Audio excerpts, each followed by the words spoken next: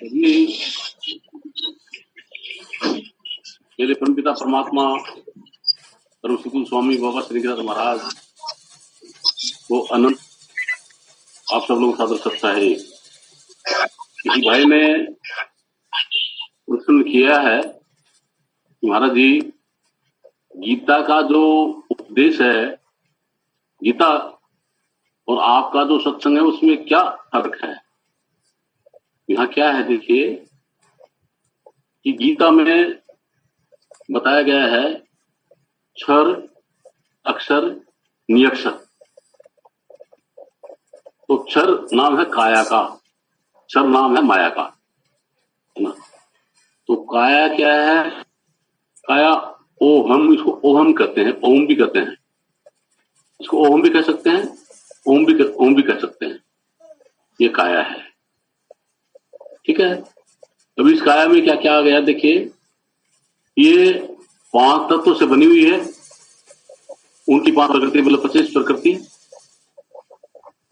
मन चित बुद्ध अहंकार अंतःकरण माया ना, ये सब मिलकर के ये काया बनी है ना। ये सब जड़ हैं, ये सब जड़ हैं और ये विनाशी है, इनका विनाश हो जाता है, क्षय हो जाता है, ठीक है। तो इसको क्या कहते हैं? क्षर, क्षर इसको कहा जाता है। तो इसको गीता में क्षर पुरुष कहा है। अब ये जिसकी सत्ता से चल रहा है, ये काया जिसकी सत्ता से चल रहा है वो है अक्षर, अक्षर पुरुष ना। तो अक्षर इसको क्या कहते हैं कि क्षर काया को कहते हैं। अक्षर सोहम जान। अब अक्षर सोहम कौन सा सोहम? ये जीव जो काया में रमा हुआ है, ये जीव, ये जीव है ना। इससे सत्ता पाकर के पूरी काया कार्यान्वित है, ठीक है। लेकिन इस जीव को यहाँ पे बहुत भारी भ्रम है। क्या भ्रम है? कि इसने अपने आप को भिखारी बना लिया है, कर्ता मान लिया है कि ये जितने भी कार्य हो रहे हैं इसमें, शरीर में, माइंड में, है ना, और माया में, सुरत को वही टिका देता है। वहां टिक करके उससे बंधा हुआ है ये जीव, ये सुरत और निर्त, इस मायावी जो खेल है इसके बंधी हुई है। तो सुरत फंसी संसार में, तो ये सुरत संसार में फंस गई, ठीक है। ये मैं अपने हिसाब से बता रहा हूं। तो उन्होंने बताया कि काया और ब्रह्म, मतलब ये जीव, तो जीव में एक ब्रह्म है और ये मतलब क्या है कि माइंड के साथ में जुड़ करके और भिखारी बना हुआ है। सुख दुख का, दुखी सुखी तो चित होता है, उसे बात में बह करके उसका अनुभव कर रहा है, अपना कर्ता मान लिया, है ना। और इसको भ्रम हो गया कि मैं मर जाऊंगा, ये भ्रम हो गया इसको, ठीक है। इसलिए ये जीव कहलाता है तो अजर अमर, अविनाशी है, जीव अविनाशी है, लेकिन भ्रम हो गया कि मैं मर जाऊंगा। क्यों हुआ? कि इसमें माया जुड़ी हुई है, ठीक है। फिर इसमें तीसरा है गीता में क्षर अक्षर के बाद में नियक्षर, है ना। तो नियक्षर क्या है? ये ब्रह्म है, ब्रह्म जिसको ब्रह्म कहते हैं वो है, ठीक है। तो ब्रह्म क्या है? कि ब्रह्म वो कहते हैं कि निर्विकार निर्भय तू ही और सकल वहमाई, है ना। कि ब्रह्म के अंदर क्या आ गया? ये सब मैं चला रहा हूं, ये जो है मैं चला रहा हूं, सब कुछ मेरी सत्ता से चल रहा है, समझे। ये उसके अंदर मौजूदगी है, ब्रह्म के अंदर,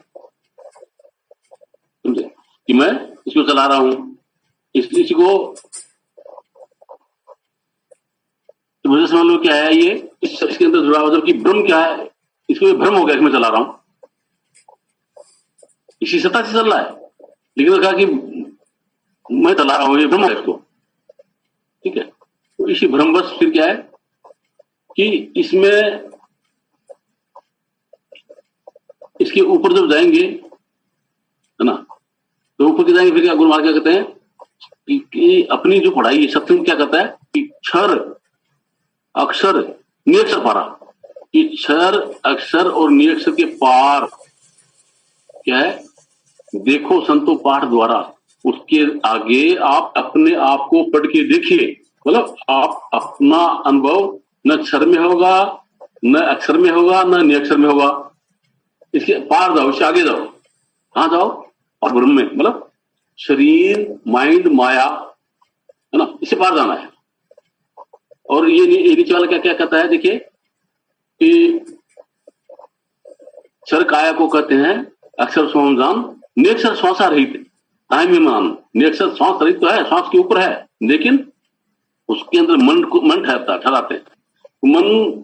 मन क्या है? जड़ है ना। और ये ब्रह्म जो है तो ये उससे जुड़ा है, माइंड वहां जा सकता है, ब्रह्म तक जा सकता है। और जहां तक जाता है ताकि गो गोचर जहां लग मन जाई, सो सब माया समझो भाई। गो मतलब इंद्रिया, और गोचर मतलब उनमें विचरण करने वाला मन, माइंड जहां भी जाता है, जब भी जाता है, उससे माया है, सब माया है।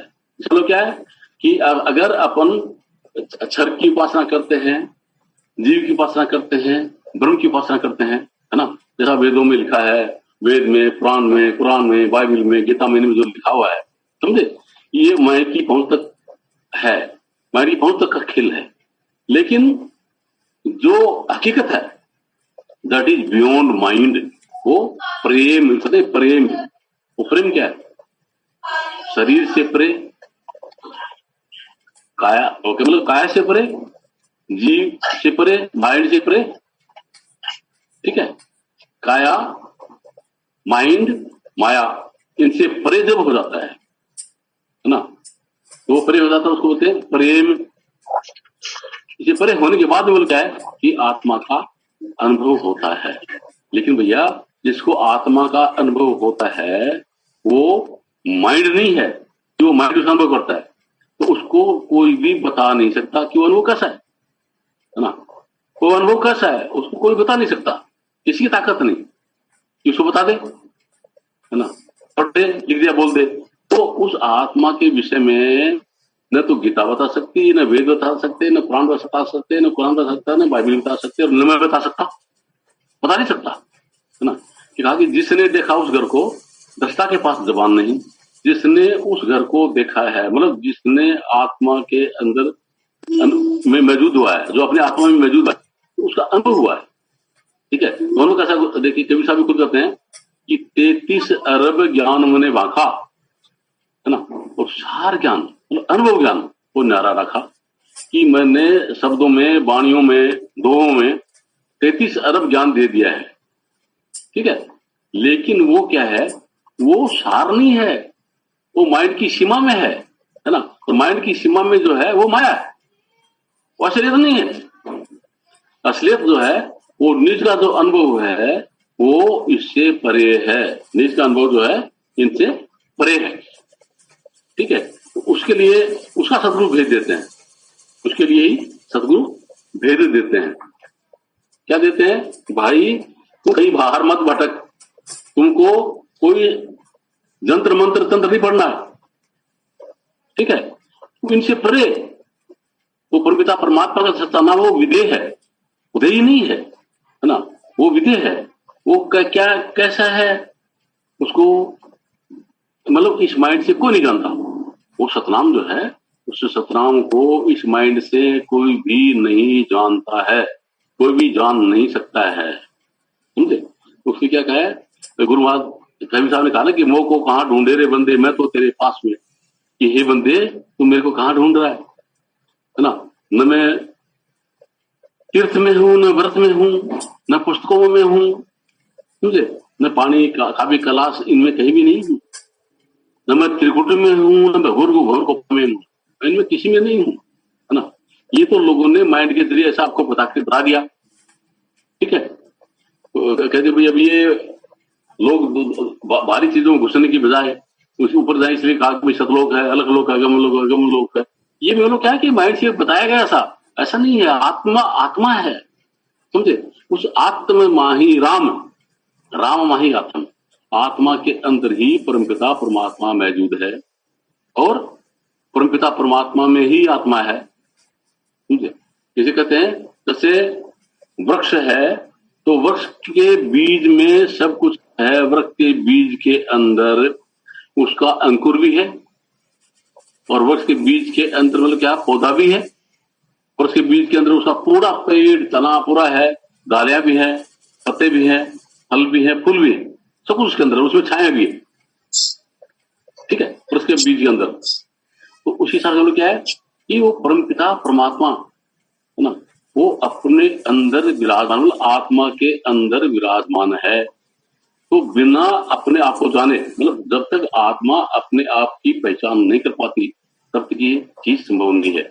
इस पहचान कैसे होगी? तो क्या कहते हैं, देखिए कि सुरत नृत्य ले पाइए सत शब्द स्थान, कि वो किसी जंत्र से मंत्र से पांच नाम से या जो अपन जो करते हैं इस अभ्यास से नहीं होगा, वो समझे, वो इसे पार है, इसे न्यारा है, ठीक है। कहते कि सुरत नृत्य ले पाए, मतलब इससे क्या करना है कि सूरत और नृत्य जो अभी जीव की जो ये है, ये माइंड के साथ में और शरीर के साथ में बंधी हुई है ना, और ये धक्के खा रही है इस संसार में, माया के अंदर धक्के खा रही है सूरत नृत्य, ठीक है। तो जहां सूरत नृत्य होती है बस वहीं पे उसका अनुभव ये जीव करता है।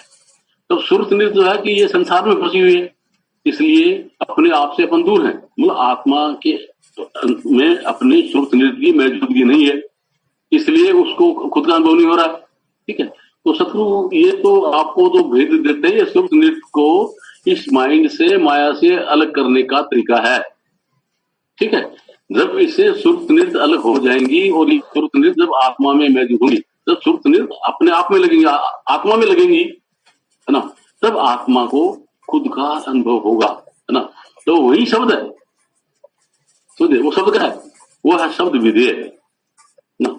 शब्द शब्द सब कहते हैं सब, वो तो शब्द विधेय है ना, जीवा पर आवे नहीं, निरख पर कर ले, कि वो सब कहता है विधेय है, वो जीव जबान पे नहीं आता, जबान से नहीं बोला जा सकता इसको। इसका मतलब क्या कि जंत्र मंत्र सब झूठ है, जंत्र तंत्र जितने भी है सब झूठ है, इन्हें पता ही नहीं है, तो फिर उसको कैसे कहोगे, ठीक है। वो तो शब्द विधेय है, तो जीवा पर आवे नहीं, निरख पर कर ले, जीव पर आता नहीं है, तो उसको निरखना मतलब देखना, उसका अनुभव करना कैसे होगा, सुरत नृत्य से, ठीक है। तो सुरत नृत्य से उसका अनुभव होगा, ठीक है। कब होगा? जब ये सुरत नृत्य जो है ये आत्मा के साथ में मौजूद हो जाए, आत्मा में मौजूद हो जाए, ठीक है।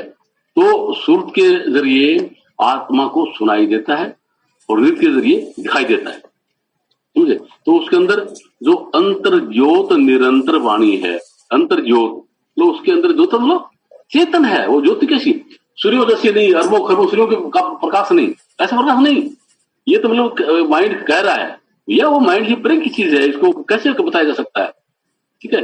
मतलब वो अपने चेतन का परम अनुभव है, तो इसे कहते हैं ये अंतर ज्योत, मतलब अपने अंदर में मौजूद होने से अपना खुद का अनुभव होगा, निरंतर वाणी, और उसके अंदर जो परमपिता परमात्मा का सच्चा नाम है, जो शब्द है, उसका वहीं पे अनुभव होगा, क्योंकि सतगुरु आपको मतलब आत्मा को वहीं पे वो नाम बताते हैं, मतलब नाम वो भाषा नहीं है, ठीक है।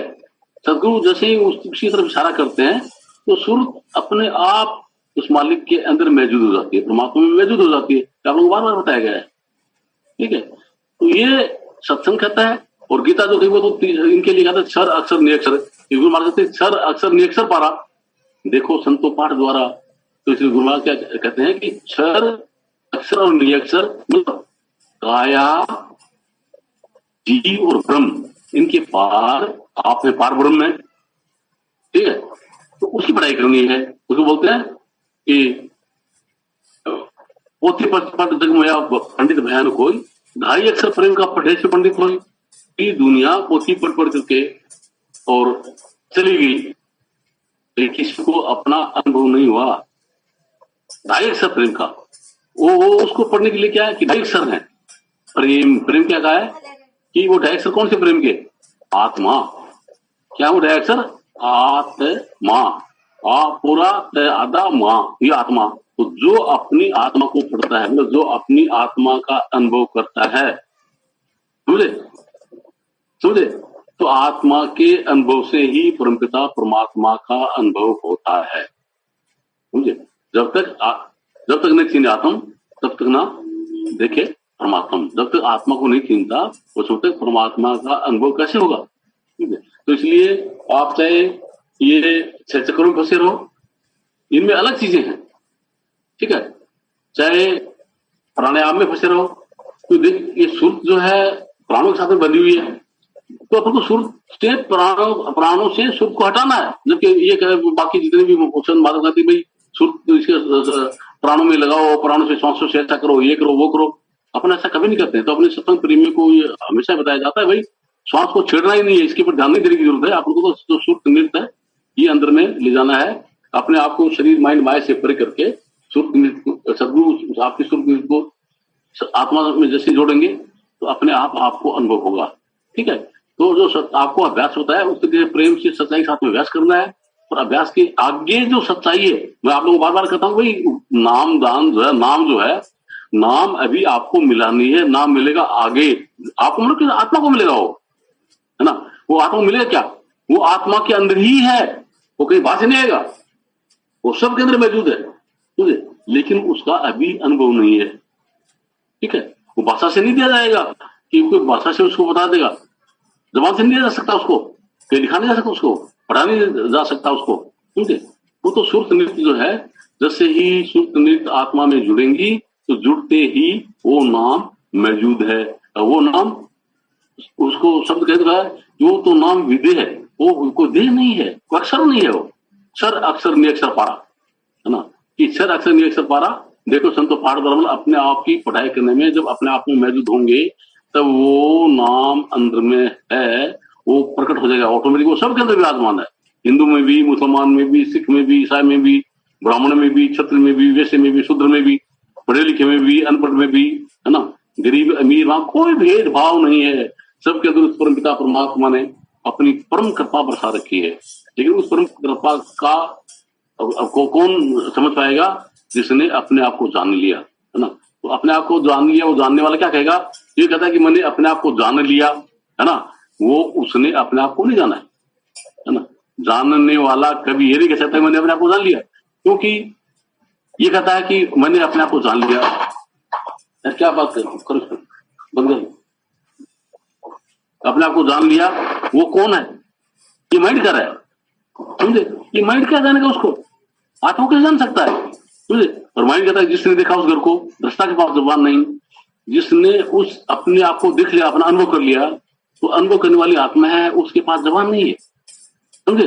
जो आपको कह के बता दे, है ना, जैसे गूंगा गुड़ खाए तो वो कुछ बोल नहीं सकता, उस हिसाब से आत्मा बोलती नहीं है, ठीक है। तो जो बोल रहा है माइंड बोल रहा है, उसको उस घर का ज्ञान नहीं है, वो जानता ही नहीं, जान नहीं सकता, ये जड़ है, माइंड तो जड़ है। और जिसका आत्मा ने अपना अनुभव किया, वो परम चेतन है। उस परम चेतन का जो ये माइंड कैसे अनुभव कर सकता है, उसका व्याख्यान कैसे कर सकता है। उसका व्याख्यान किसी भी पुस्तक में हो नहीं सकता, न सत्रों में हो सकता, न जितने भी कहीं भी किसी प्रकार से अक्षरों में वो चीज नहीं है, उसका व्याख्यान नहीं किया जा सकता। इसलिए गुरु महाराज कवि साहब ने कहा ना कि 33 सर्व ज्ञान की 33 सर्व ज्ञान मैंने बाका है, तो वो बोले क्या कि वहां तक पहुंच के का है, उसका ज्ञान नहीं है वो, है ना। जो असलियत है उस असलियत का ज्ञान वो नहीं है, उस असलियत का तो अनुभव करती आत्मा, है ना। तो 33 सर्व ज्ञान मैंने बाका, सार ज्ञान पुंजारा रखा, तो सार ज्ञान है जो हकीकत है, जो अपना अनुभव है, उसको व्याख्यान नहीं किया जा सकता। इसलिए मैंने उसको कहीं लिखा नहीं, लिख नहीं सकता हूं उसको। तो इसके लिए यही कहा है कि आप खुद ही अपने आप का अनुभव करो, खुद ही आप अपने आप का अनुभव करो, तभी वो जाके बात बनेगी, ऐसे वो बात बनने वाली नहीं है, ठीक है। तो यहाँ ये देखिए कि भैया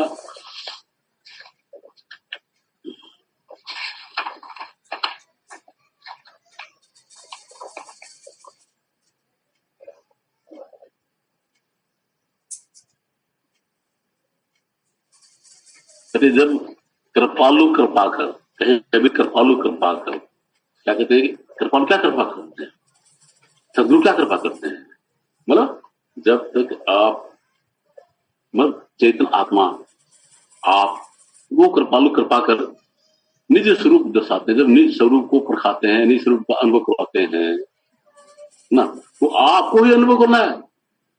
वो इशारे दे देते हैं, अनुभव आपको करना है।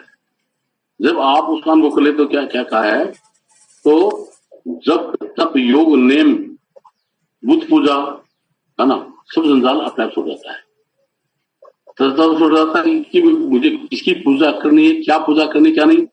ये भैया बाहर कहीं तीर्थों में जाना, कावड़ लेके जाना है ना, मंदिर में जाना, मस्जिदों में जाना, गुरुद्वारों में जाना, गिरजाघरों में जाना, समझे, उसमें नहीं जाना, अपने आप में है। अपने आप में जैसे ही आपकी मौजूदगी होगी और स्वरूप नित्य से आपको अनुभव होगा, तब वो सत्य का पता लगेगा, है ना। और सत्य का पता लगेगा तो दैट इज बियॉन्ड माइंड, वो माइंड की सीमा से पार है, माइंड की सीमा में नहीं है। ठीक है, ये आप लोगों को बार बार बताया गया है कि भाई सत्य माइंड की सीमा से पार है, माइंड की सीमा में नहीं है, इसलिए उसे माइंड को से समझने की जरूरत नहीं। मतलब न गीता पढ़ने की जरूरत है, न पुराण, न कुरान, न बाइबल, न गीता, ये इनको पढ़ने की जरूरत नहीं है। पढ़ना अपने आप को है, अपने आप की खुद की पढ़ाई है, और की खुद की पढ़ाई खुद से पढ़ी जाती है। ठीक है, ये तो मतलब क्या है कि अपने इसमें संसार बसा रखा है, इसके अंदर संसार बसा रखा है, उसको धीरे धीरे धीरे हटाने की कला जो आप लोगों को बता रखी, जो अभ्यास विधि जो है वो ये संसार आपने बसा रखा है, सुरत बसा रखा है, उसको हटाने की कला है ना। कि सुरत फंसी संसार में इसलिए पड़ गई दूर, कि सुरत संसार में फंसी हुई है, मन माया में फंसी हुई है, शरीर में फंसी हुई है, इसलिए मतलब अपने आप से अपने आप का अनुभव नहीं हो रहा, तो इसलिए पड़ गई दूर।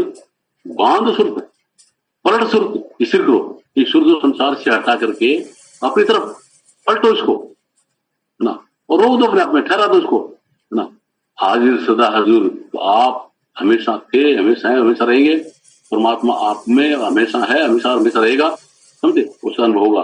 कभी साहब ने कहा, देखिए, तुमको कहाँ ढूंढे रे बंदे, मैं तो तेरे पास में, ना तीर्थ में, ना मूर्त में, ना कादमी का तलाश में, भैया तू कहाँ ढूंढ रहा है, न मैं भोर गुफा में, मैं त्रिकुट में, मैं इन चीजों में नहीं हूँ, समझे, मैं कहा हूँ, खोजी हो तुरंत मिल जाओ, एक पल की तलाश में अगर कोई खोजी हो तो तुरंत मिल जाओ तो मिला हुआ हूँ, आपको कैसे पता लगेगा।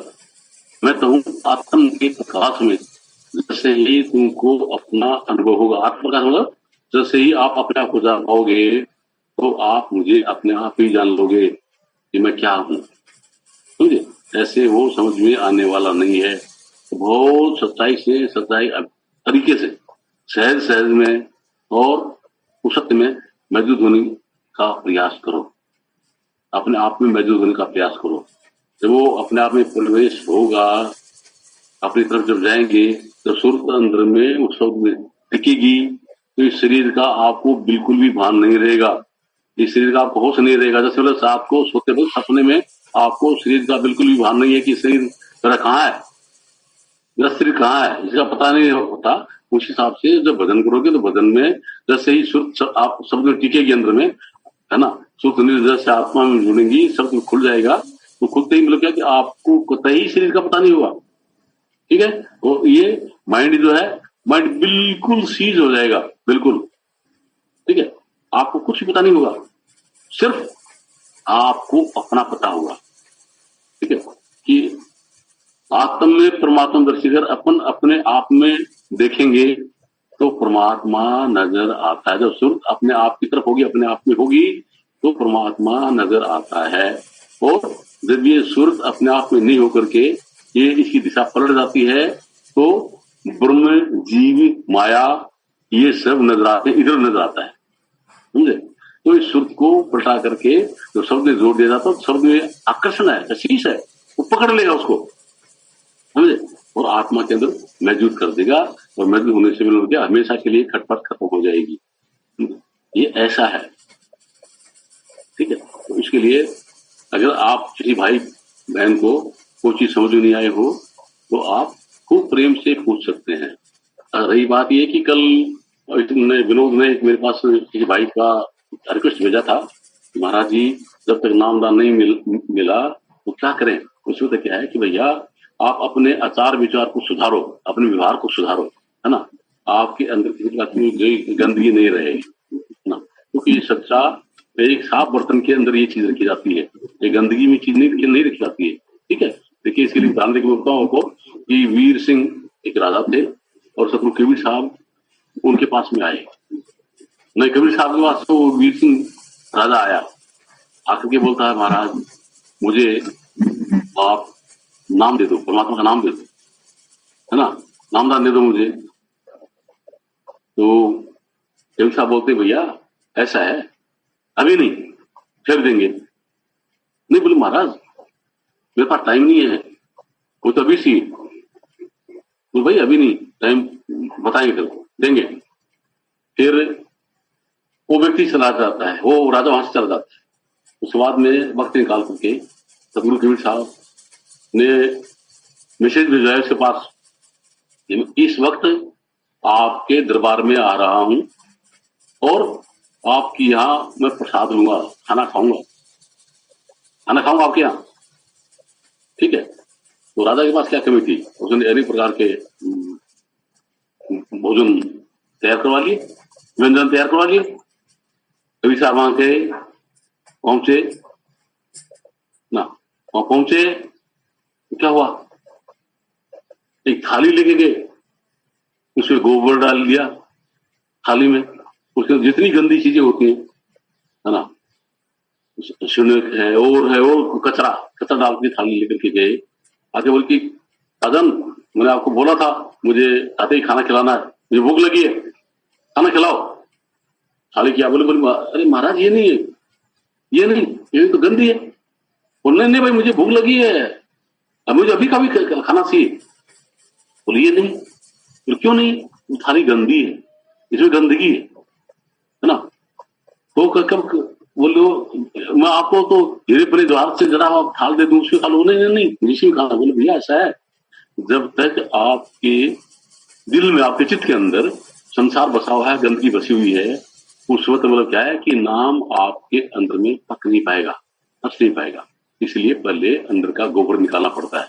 तो दिमाग के अंदर जो गोबर भरा हुआ है, देवी देवता भूत प्रेत, ये जात पात धर्म, है ना, ये सब गोबर निकालना पड़ता है। और क्या देखना पड़ता है कि सब घट मेरे साइया, खाली घट ना कोई, बलिहारी वहां घट की घट पर कोई। कि मेरा परमपिता परमात्मा हर इंसान के अंदर मौजूद है। ये नहीं कि वो हिंदू में मौजूद है, मुसलमान में नहीं है, या मुसलमान में मौजूद है, हिंदू में नहीं है, ऐसा नहीं है, वो सबके अंदर विराजमान है। ऐसा कोई घट नहीं है, चाहे कोई हिंदुस्तान का हो चाहे पाकिस्तान कहीं का भी क्यों ना हो, चाहे इटली का अमेरिका कहीं का भी हो, सबके अंदर वो परमपिता परमात्मा निवास करता है। समझे, उसकी न कोई जाति है, न कोई धर्म है, न देश है, न विदेश है, इन चीजों का भेदभाव कतई ही नहीं है, वो सबके अंदर निवास करता है। तो आपका लक्ष्य क्या है, लक्ष्य है परमपिता परमात्मा को पाना। कहाँ मिलेगा, ये सब घट मेरे साईं, आप वो सब घट के अंदर विराजमान है। समझे, वो तो उस सब घट के अंदर आपकी क्या देखोगे, अगर कोई आदमी आपको मिले तो देखो अरे ये तो वो गंदा आदमी है, और गंदगी को देख रहे हो जो कि परमात्मा है, क्योंकि उस इंसान के अंदर परमपिता परमात्मा खुद मौजूद है। और आप क्या करें, नहीं तो गंदा है ना, ये तो चोर है, ये तो डाकू है, अरे ये तो उसके साथ में जो शरीर के साथ में विशेषण लगे हुए हैं, वो नहीं है, वो तो परमपिता परमात्मा का चेतनूर है और उसमें परमात्मा निवास करता है। ठीक है, तो आपको जाना कहा है, पाना क्या चीज है, आपको पाना उस परमपिता परमात्मा को। तो हर इंसान के अंदर परमपिता परमात्मा को देखिए, परमपिता परमात्मा का अनुभव कीजिए, जिसमें भी मेरा परमपिता परमात्मा विराजमान है।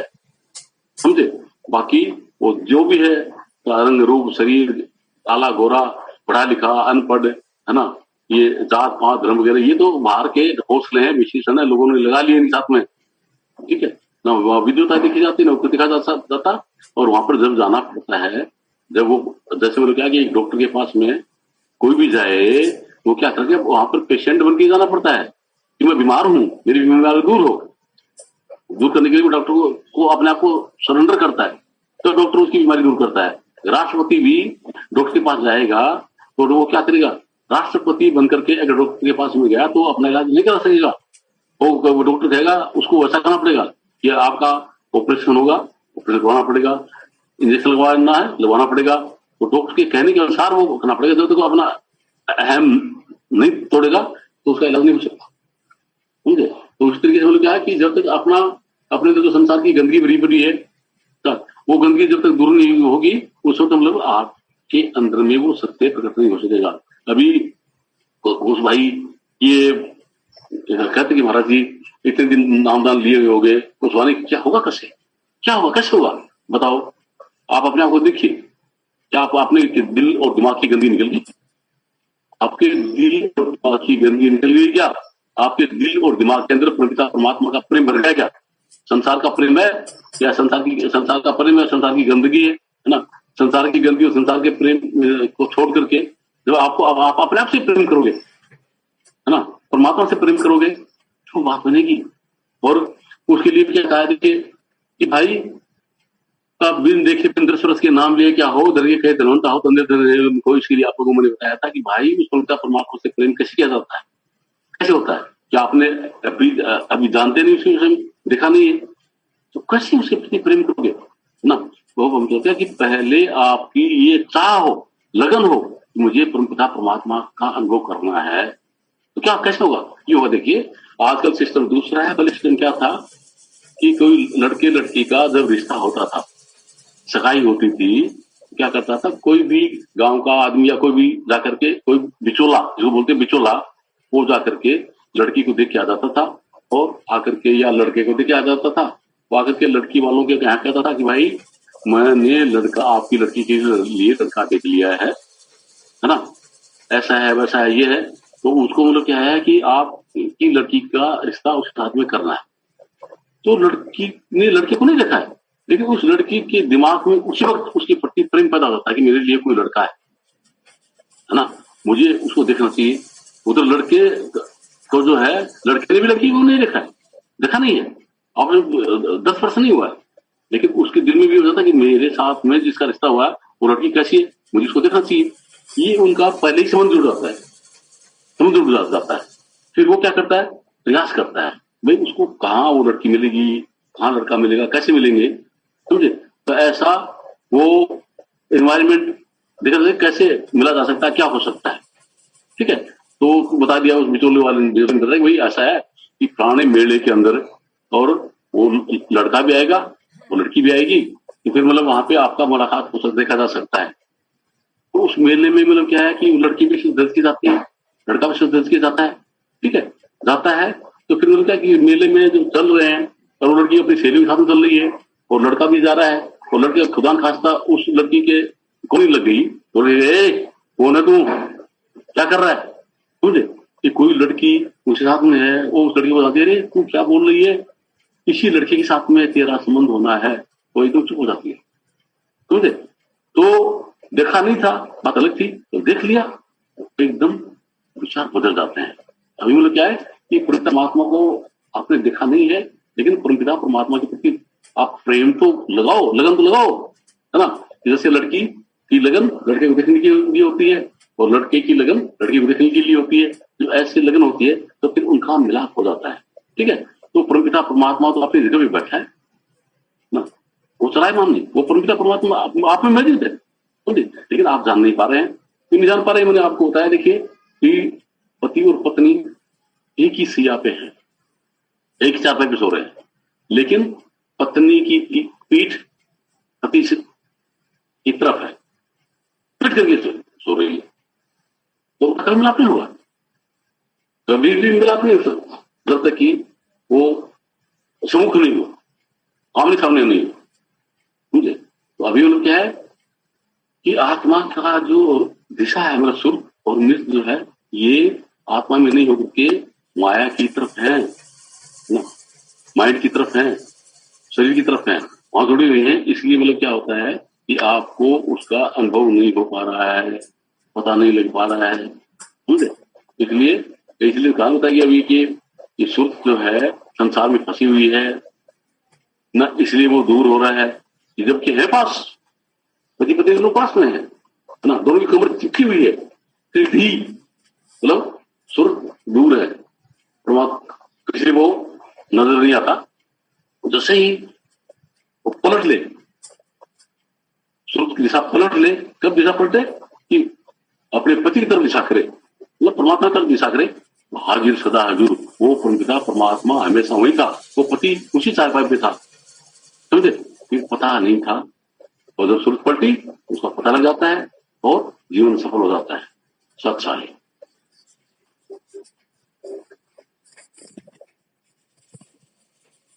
पूछ सकते हैं। सच साहेब, मैं नीरज बोल रहा हूँ नोएडा से महाराज जी। जुगल किशोर लिखा हुआ है, जुगल किशोर लिखा हुआ है। नहीं, ये कोई और है। हाँ जी बोलिए। महाराज जी, जैसे मैं गुरु दीक्षा ले चुका हूँ पहले से ही, कई साल हो गए, और बीच में कुछ भटक गया था, लेकिन फिर से धन्यवाद विनोद भैया का जिन्होंने दोबारा से ये स्टार्ट किया। तो मैं कंटिन्यू आजकल 4 से 5 सत्संग भी कर रहा हूँ। अच्छा, शुरू से सनातन धर्म फॉलो किया, उसी परिवार में जन्म हुआ, बीइंग ए ब्राह्मण, तो आप समझ सकते हैं कि सब कुछ पूजा पाठ वगैरह सब कुछ है। तो मैं ये पूछ रहा था महाराज जी, जब हम सत्संगी बन जाते हैं तो क्या ये जो पूजा पाठ वगैरह जो हम करते हैं, ये भगवान जो 3 भगवान कहलाते हैं, शिव जी, विष्णु, ब्रह्मा, ये तीनों हमारे लिए सहायक होते हैं या ये सब भ्रम है? ये सब भ्रम है। अच्छा, ये कोरा भ्रम है जी, समझे? ये सत्य को जानने के लिए इनकी जरूरत नहीं है। सत्य इसे न्यारा है, इनके आगे जाना है, समझे जी। वो मतलब उससे आपको असलियत का पता नहीं लगेगा। ये संसारिक कार्य सिद्धि के लिए हो सकते हैं कि आपके तंत्र मंत्र तंत्र हो, लेकिन ये तंत्र मंत्र तंत्र सब झूठ है, समझे? सत्य बिल्कुल न्यारा है। वो अभी जैसे मैंने सत्य में बताया था भाई, सत्य क्या है? सत्य माइंड से समझ में नहीं आता है, तो दैट इज बियॉन्ड माइंड, है ना? कोई कहता है कि मैंने समझ लिया, वो झूठ बोल रहा है, क्योंकि वो बोल रहा जा रहा है माइंड से, और माइंड उसको जानता नहीं है, उसको आत्मा ही जान सकती है। जो आत्मा में जब जाते हैं तब सत्य प्रकट होता है, खुलता है, और उसका अनुभव होकर के अब जीवन सफल हो जाता है। उस उधर जाना, ये सब चीजों को छोड़ना पड़ेगा, है ना? महाराज जी, एक क्वेश्चन और है महाराज, इनसे ऊपर उठना पड़ेगा जी। एक क्वेश्चन और है महाराज जी, जो हम कर्म करते हैं डेली, रोजमर्रा जो कर्म करते हैं, वो किसके कंट्रोल में करते हैं? मतलब वो हम इन तीनों भगवानों के कंट्रोल में करते हैं गुरुजी, या आपके आशीर्वाद के थ्रू करते हैं? वो कैसे करते हैं, मतलब उनका कंट्रोल? ऐसा है कि देखिए, ये अभी मैंने सत्य में बताया था, आपने सुना हो तो जी, क्या कि ये जीव को भ्रम है कि मैं कर्म कर रहा हूं, इसलिए बंधन में है। ये अपन कर्म करने वाले नहीं है, कर्म करने वाला ये माइंड है। ये सिचुएशन के हिसाब से माइंड करता है ना? ये मंदिर ले जाता है, मस्जिद ले जाता है, गुरुद्वारा ले जाता है, इसने शिव की कल्पना कर रखी है। शिव नहीं है, कल्पना कर रखी है।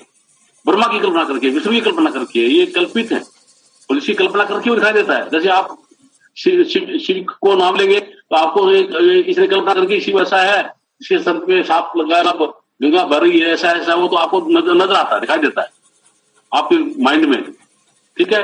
ब्रह्मा का देते कि 4 मुख वाले है, ऐसा ऐसा, वो नजर आता है। ये कल्पना की कल्पित है वो, ठीक है? और आगे जो अगर विष्णु, तो विष्णु के लिए आता है, तो क्या कहा देखिए, ये सब क्या है? काल की कलाकारी है। काल काल सब कहता है, काल ने चिन्ह को जितनी मन की कल्पना काल खावे सोई, समझे? काल ने इस जगत को अब अपने बस में कैसे किया? कल्पना से, कल्पना करवा करके उसने इसको फंसा दिया, फंसा हुआ है। और जाना कल्पना से परे, तो कल्पना नहीं, सत्य है। सत्य की कल्पना की जरूरत थोड़ी होती है भाई। मान लिया कि कोई लड़का और लड़की खड़ी है, समझे? उसके लिए कोई कोई कोई सोचेगा पता नहीं है आपस में प्रेमी लवर होंगे, कोई सोचता भाई बहन होंगे, कोई सोचता कि पता नहीं क्या, अलग अलग तरीके की आदमी की अलग अलग सोच होगी। लेकिन जो सत्य को जानता है उसको कल्पना नहीं करनी पड़ती, है ना? वो कहेगी इसका नाम है, इसका नाम ये पति पत्नी है या भाई बहन है, तो तुरंत वो बता देगा। तो सत्य कल्पना से परे है। तो ये सब चीजें ब्रह्मा विष्णु महेश जो भी है, ये सब कल्पित है ना? माइंड के द्वारा रची हुई रचना है ये। और जो सत्य है वो माइंड से परे मेरे भाई। तो इनसे अगर उस मालिक को जानना, अपने आप को जानना है, तो इनसे सबसे पार जाना पड़ेगा, इन सब चीजों को छोड़ना पड़ेगा, है ना? वो आप में हिम्मत है तो इस सत्य की तरफ आप आ सकते हैं। वो हिम्मत नहीं तो कुछ नहीं मिलेगा आपको, कुछ अनुभव नहीं हो पाएगा। बहुत बहुत धन्यवाद महाराज। और किसी भाई को प्रश्न हो तो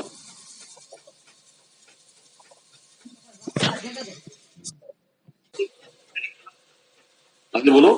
एक भाई ने कहा कि मैं पिछले साल 2 अक्टूबर को दिल्ली में नामदान किया था और मैं ध्यान में बैठता हूँ। हाँ, ले चुका है नामदान। और मैं जब भी ध्यान में बैठता हूँ 40-45 मिनट से ज्यादा नहीं बैठ पाता। तो कह रहे मेरे को बड़ा बुरा लगता है कि महाराज जी का आदेश ज्यादा बैठने का, लेकिन मैं बैठ नहीं पाता, कि मैं क्या करूँ। बुरा लगने की बात नहीं है। देखिए, अगर भजन जो है, समझे, भजन तो बोलो क्या कि विनोद हमेशा हो रहा है, पता नहीं अपन को, समझे। एक बार भजन का अनुभव हो गया, बैठ गए, वो बात जरूरत नहीं पड़ेगी आगे कि मैं बैठता हूँ, ऐसा थोड़ी होता होता है। अरे आपको अपने आप को जाना, अपने पास आने में कितना टाइम लगता है। मुझे मेरे पास आना है, मुझे मेरे पास आने में कितना टाइम लगेगा, ठीक है। मुझे जाने में कितना टाइम लगेगा, कुछ नहीं। ये तो मतलब क्या है कि आप बाहर तो कर रहे हैं भैया, संसार के बंधन में बंधे हुए, इसलिए उब जाते हो, है ना। तो संसार के बंधन जो है, ये इसको आपने हटा दिया, कचरा हट गया, आप तो आप ही हैं, इसको जानना होगा। समझे,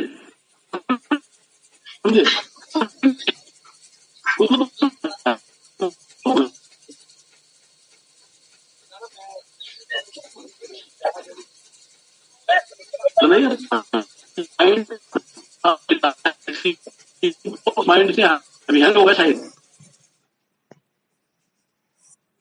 हेलो, हो गया ना? तो मैं बस दो घंटे इतना इतना इतना सहज, इसको समझ नहीं पा रहा था।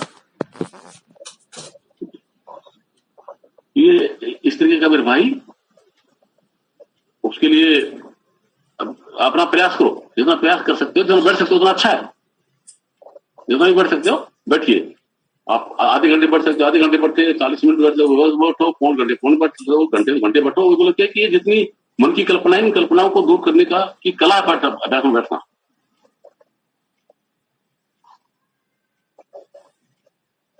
हाँ, और बोलो।